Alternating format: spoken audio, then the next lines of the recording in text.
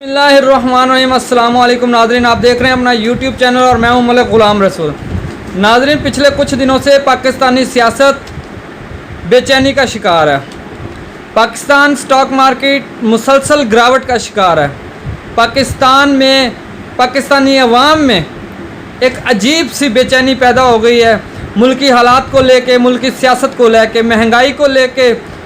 लेकिन हुकूमत पाकिस्तान और पीडीएम काबीना ने एक और नया कारनामा जो सरअंजाम दिया है, उसके मुताबिक जो पीडीएम काबीना कमेटी ने कौमी असासों की फ़रोख्त की मंजूरी दे दी है।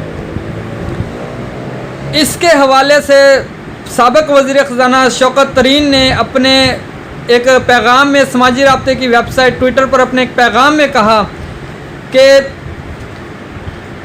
असासों की फ़रोख्त के लिए तमाम रेगुलेटरी चेक को नज़रअंदाज किया गया। असासों की फ़रोख्त के काबीना कमेटी के फ़ैसले को अदालतों में भी चैलेंज नहीं किया जा सकता। शौकत तरीन ने मज़ीद कहा कि तहकीकाती एजेंसियाँ असासों की फ़रोख्त की तहकीकात कर सकती हैं। ये इश्तिआल अंगेज़ इक़दाम है। मुनाफा बख्शदारों के हिस्से की कीमतें अगर कम है तो हम इन्हें क्यों बेचें। शौकत तरीन का मज़ीद कहना था कि लिक्विडिटी की वजह से चंद साल से कोई मुनाफा नहीं दिया गया। जब से इम्पोर्टेड हुकूमत आई है, स्टॉक मार्केट मंदी का शिकार है, क्रैश कर गई है। क्या कोई इस पागलपन को रोक सकता है?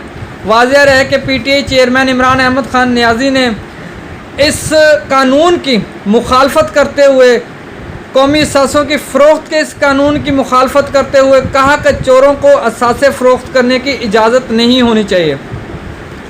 दूसरी जानब मुस्लिम लीग नून जैसी सियासत हमेशा करती आई है, आज फिर वो अपने उसी 70 की दिहाई की सियासत में वापस जा चुकी है। मतलब कि अपने मीडिया सेल्स के ज़रिए आला अदलिया और जजेस को दबाव में लाया जाने की कोशिश की जा रही है, दबाव में लेके आने की कोशिश की जा रही है, गालम गलोच की जा रही है। इस मुनज़्ज़म मुहिम की जो है वो का जो आगाज़ है वो 529 अकाउंट से किया गया, ट्विटर अकाउंट से किया गया, जिसे मरियम नवाज़ फॉलो कर रही हैं। जजेस के ख़िलाफ़ गालम गलोच ट्रेंड चलाने के लिए तकरीबन 11,000 के करीब ट्वीट्स की गई।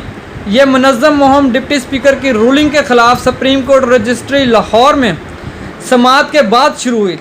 ज़राए के मुताबिक माजी में भी नून लीग का यही तरीक़ाकार रहा है। जब इन पर दबाव आता है तो ये इसी तरह और इसी तरीक़ेकार को अपनाते हैं। मुस्लिम लीग नून की सियासत किसी से ढकी छुपी नहीं।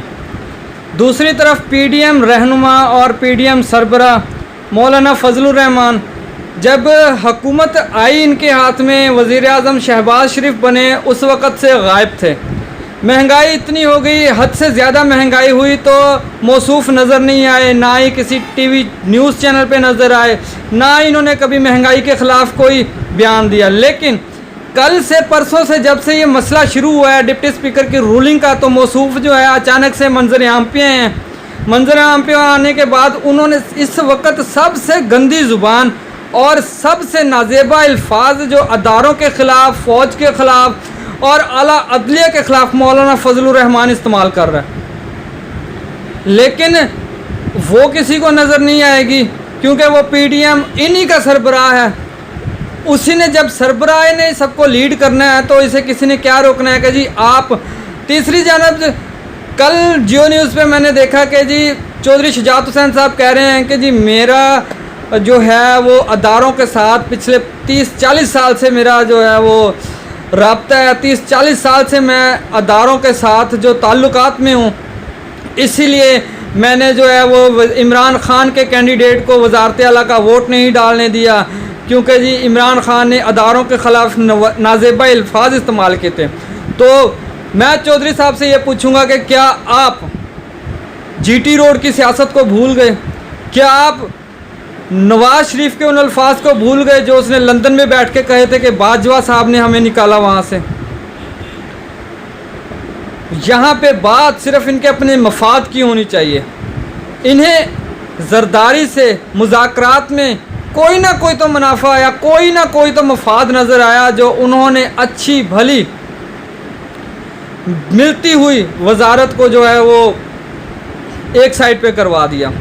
اور وہ بھی اس بندے سے وزارت چھنوائی جو پچھلے 30-40 سال سے ایک ہی گھر میں رہ کے اکٹھے سیاست کر رہے ہیں۔ اب جو ہے وہ فضل الرحمان صاحب کہتے ہیں جی ادارے اپنی حد میں رہیں، اداروں کو چاہیے کہ وہ اپنی حدود کا تعین کریں۔ تو مولانا فضل الرحمان صاحب سے سوال ہے کہ جب اس نااہل ترین بندے کو ہمارے سروں پہ سوار کر کے نہ جانے آپ کہاں چلے گئے، مہنگائی اور زیرو سے لے کے پتہ نہیں کہاں تک لے گئے، غریب عوام کے دسترس سے چیزیں باہر کر دیں، تب آپ یا آپ کی پی ڈی ایم کابینہ کا کوئی بندہ نظر نہیں آیا سوائے وہی جو اس کابینہ میں ہے، وفاقی کابینہ میں ہے۔ اب جب دوبارہ انہی کے سروں پہ تلوار لٹکتی آئی تو جناب جو ہے وہ میدان میں کود پڑے اور بیان دے رہے ہیں کہ جی ریاستی ادارے کیا چاہتے ہیں کہ وہ عوام دل برداشتہ ہو کے بندوق اٹھا لے۔ تو مولانا فضل الرحمان صاحب سے کہنا ہے کہ ریاستی ادارے کیا چاہیں گے، ہم عوام کیا چاہتے ہیں۔ پاکستان ہمارا ہے، پاکستان کی ہم نے حفاظت کرنی ہے۔ امید کرتا ہوں میرے الفاظ کسی کو تکلیف نہیں دیں گے۔ پاکستان زندہ باد، پاکستان پائندہ باد۔ اللہ تعالی ہمارے حکمرانوں کو صحیح، سیدھے اور سچے راستے پہ چلنے کی توفیق اور ہدایت عطا فرمائے۔ اجازت دیجیے اگلی ویڈیو تک کے لیے اللہ حافظ۔